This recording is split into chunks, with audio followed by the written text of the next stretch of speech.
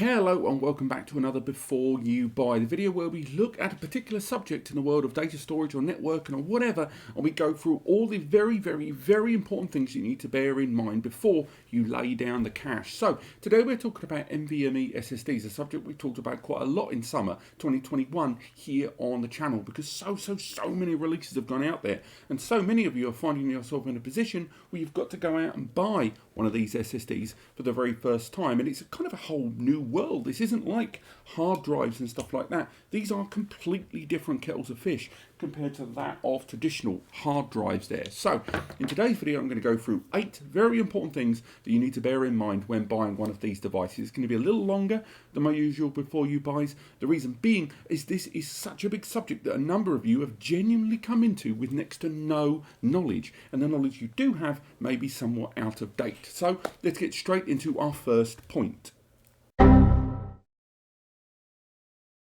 The first thing to bear in mind is that although these SSDs are available in a number of different places, they're not all the same. And indeed, you may hear the letters M.2 or M.2 key in conjunction with one of these SSDs and then think they are all the same. And they're really not. NVMe SSDs come in a multitude of different faceted versions that we're going to talk about later on. But one of the key big distinctions where you're going to make one of your earliest and biggest mistakes is the difference between M SATA and M.2 NVMe. Now, M SATA or M.2 SATA, because in terms of size they can be mixed up, these are very different protocols, with M.2 SATA or M SATA giving you something in the region of around 6 gigabits per second connectivity, which can max out at around 600 megabytes per second, give or take. M.2 NVMe can reach the thousands, currently up to around 7,500 megabytes, but that's because they use very different protocols. They look the same as these, but M SATA, as it may sound, and M.2 SATA utilise SATA, a very old connection that's been around since hard drives and is still used today. Now, it means it's a lot more widely accepted and compatible because of that connection, although internally it has to be said that they are a middle ground, M SATA and M.2 SATA, between SATA hard drives and SSDs and M.2 NVMe. So it's incredibly important when buying an NVMe SSD that you look for one of two things. One, obviously, the letters NVMe.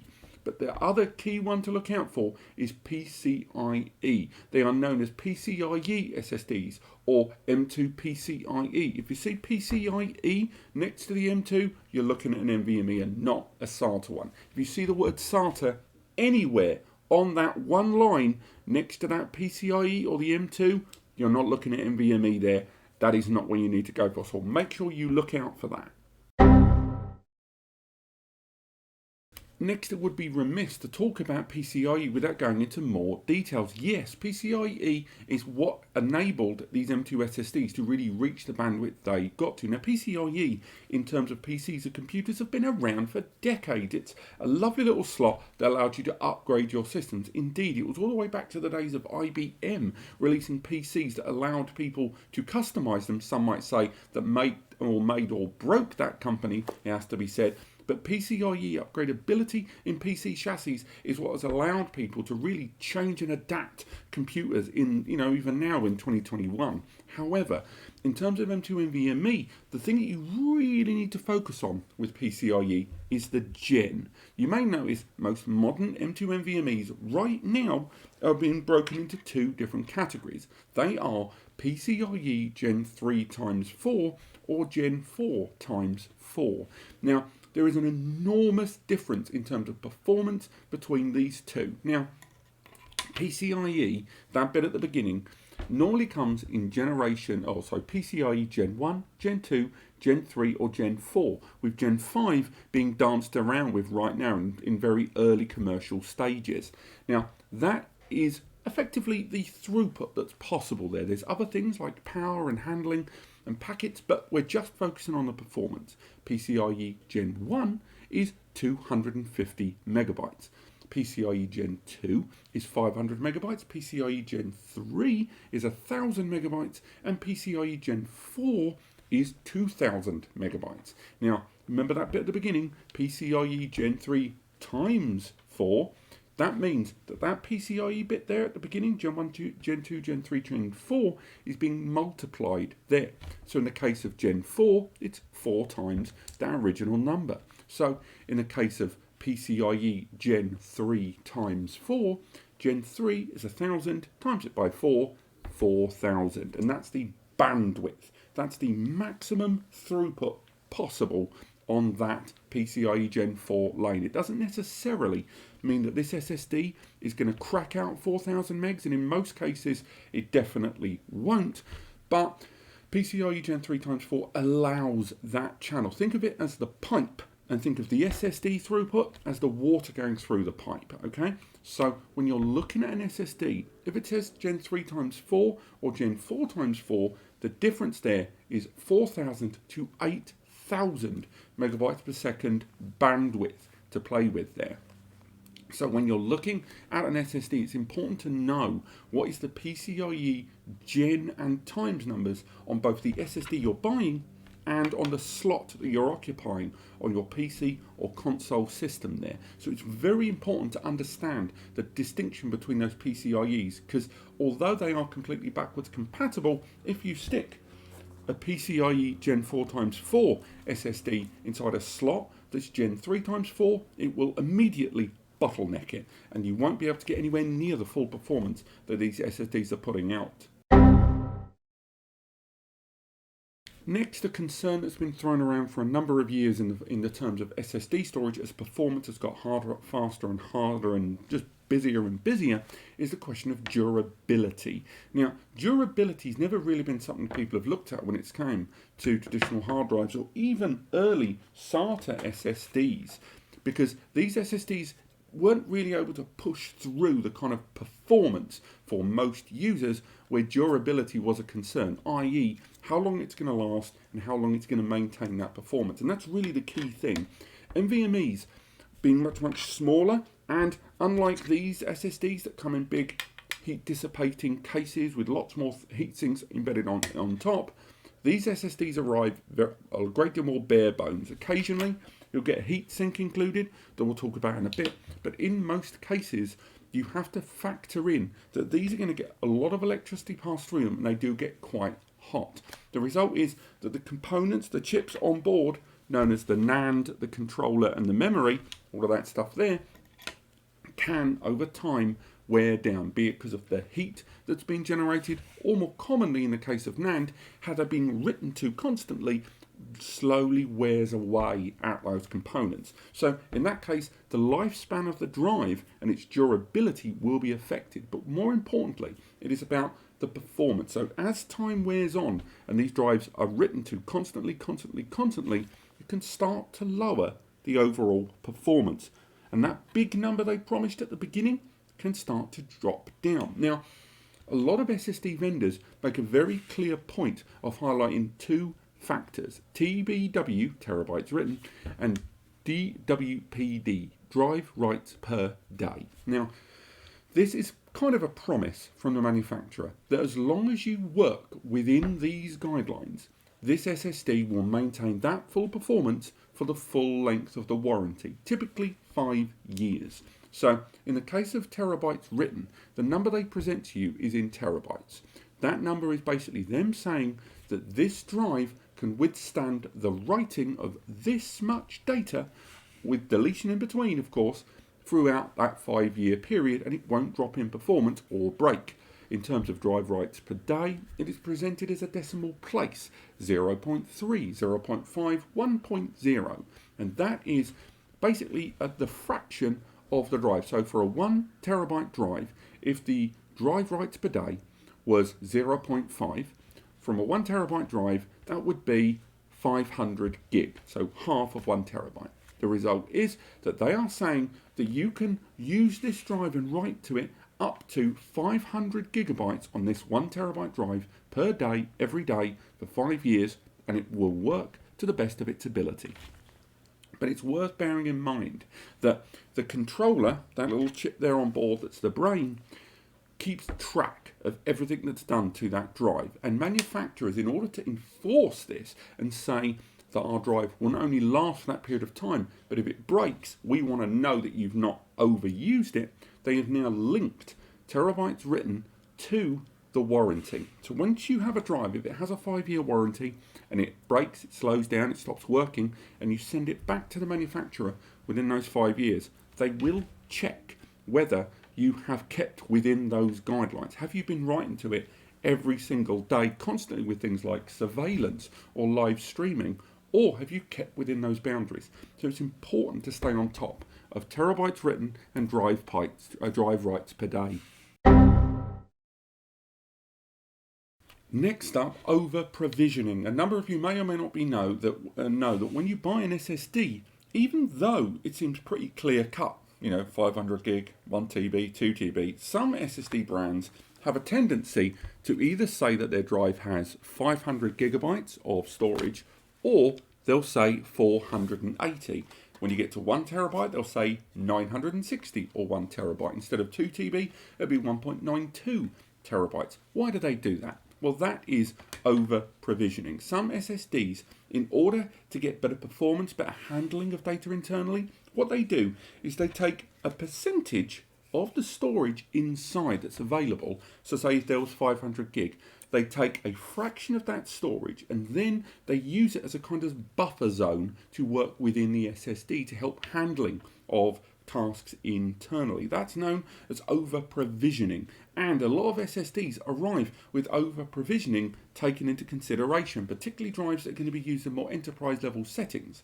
The result being that often you'll see 2 SSDs at the same price, but one will show 500 gig and another will show 480. Depending on more enterprise tasks or higher IOPS, which is accessing lots of small things very, very quickly, otherwise known as individual input outputs per second, it's sometimes useful and beneficial to go for a drive that includes over provisioning. Alternatively, you can get a standard class drive and install software or have system services that will set up over provisioning for you. But ultimately, it's typically the same price for 2 drives in the same brand, one without and one with over provisioning, because the hardware remains the same.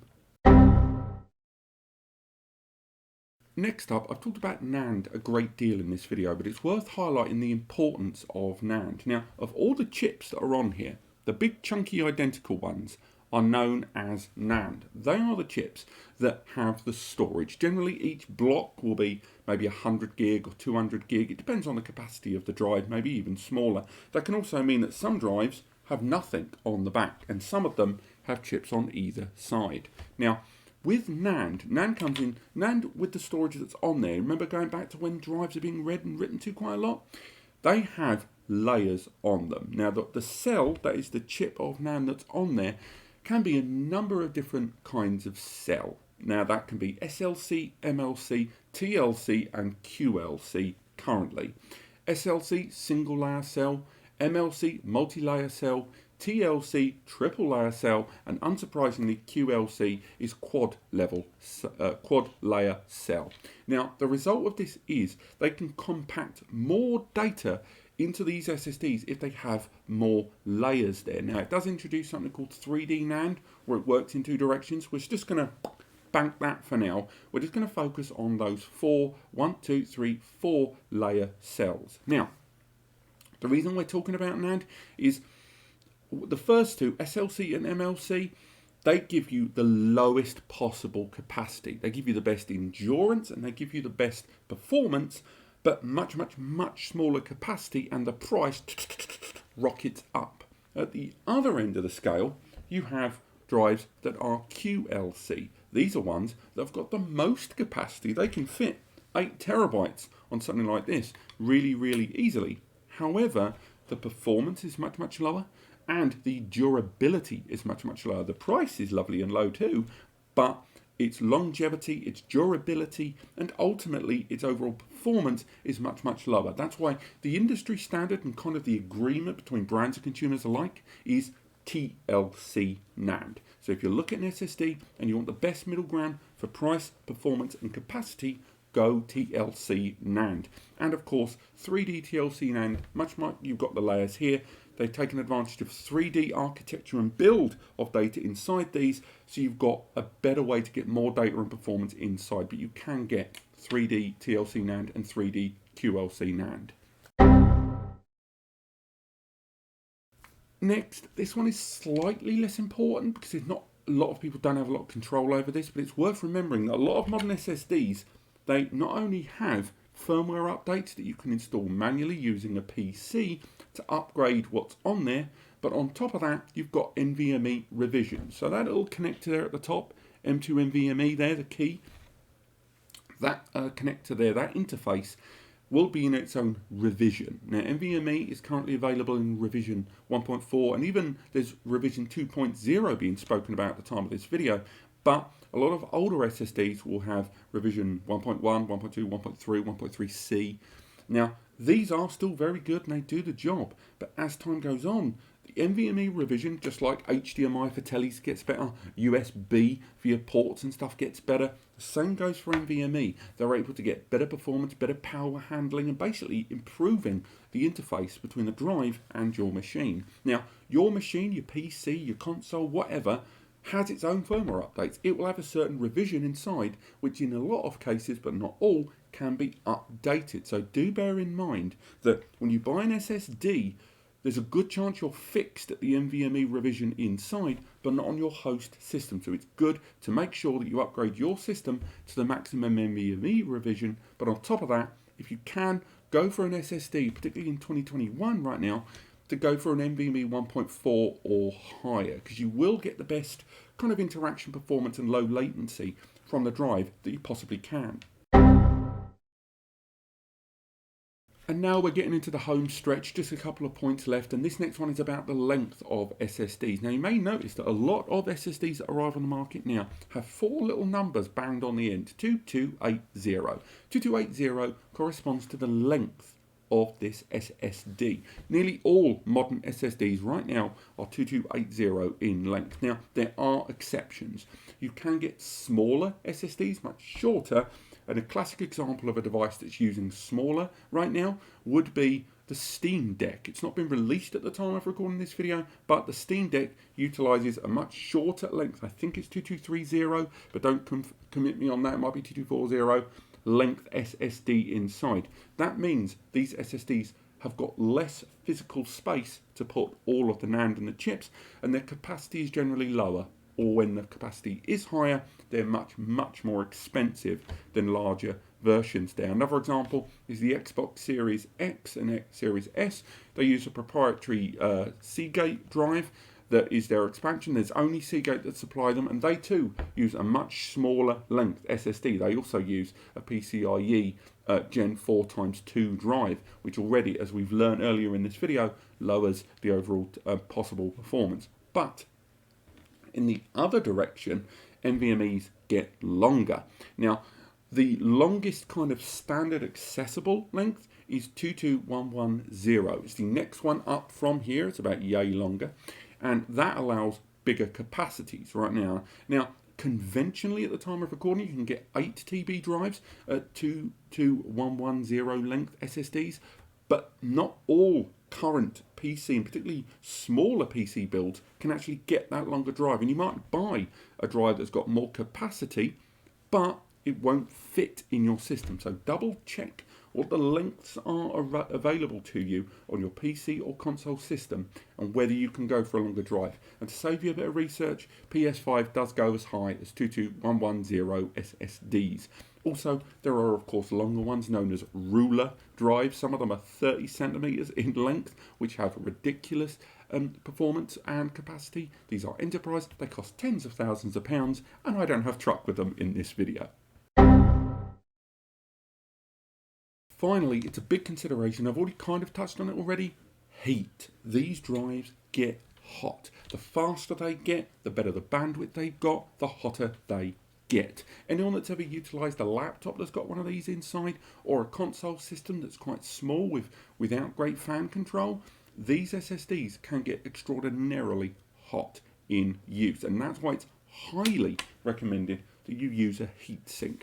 A heatsink, you can slot the drive inside, there's some thermal padding either in, and then when you put this inside your system, This isn't a fan, although some of them do have fans on side. What this is to do is to draw heat from the components on that NVMe, and it pulls the heat into this giant, sometimes copper, sometimes aluminium, largely metal design here, and it dissipates the heat out. Sometimes there's a fan, kind of keeps things cool and to help dissipation of the heat within the larger chassis structure of your PC or console, but predominantly these are for dissipating the heat off of these NVMe's to keep them working well. Why is that necessary? Well, although the NAND on these drives likes to be a bit warm NAND works quite well. The controller, or the brain, kind of like the CPU on a computer, works at its best when it's as cold as possible. And that's why these heat sinks will dissipate the heat to the benefit of the controller, and therefore if the NAND's a little bit warm, it's not so bad and keeps things working well. Now, it isn't to say that when these things are hot, they're not going to work. Indeed, if you keep an SSD between around about, lower than maybe 65C, they should work well. But it's worth mentioning that once you hit 50C Celsius, what will happen is the drive will slightly bottleneck itself internally. Not all SSDs do, but definitely after 50, some SSDs will purposefully lower their performance internally because they don't want the negative degradation effects of the heat affecting the larger SSD there. So make sure you either get a heat sink or a fan-assisted heatsink, or keep your PC or console system in a nice air-controlled environment there. And that will maintain the temperature and therefore the performance of your SSD. But this has been a Before You Buy about NVMe SSDs. There's so much more to this subject than this video covers, but I hope these 8 points have helped you choose your right SSD. If you still need help, take advantage of the free advice section over on NAS Compares, linked in the description below. You can contact me or Eddie the web guy there. It's a completely free service. You don't have to pay for it. We don't do anything with your email. Bung us an email about what you need, or you having a few queries about buying the right NVMe SSD, we can help you along the way. And of course, click like if you've enjoyed the video, subscribe to learn more about this subject, and I will see you next time.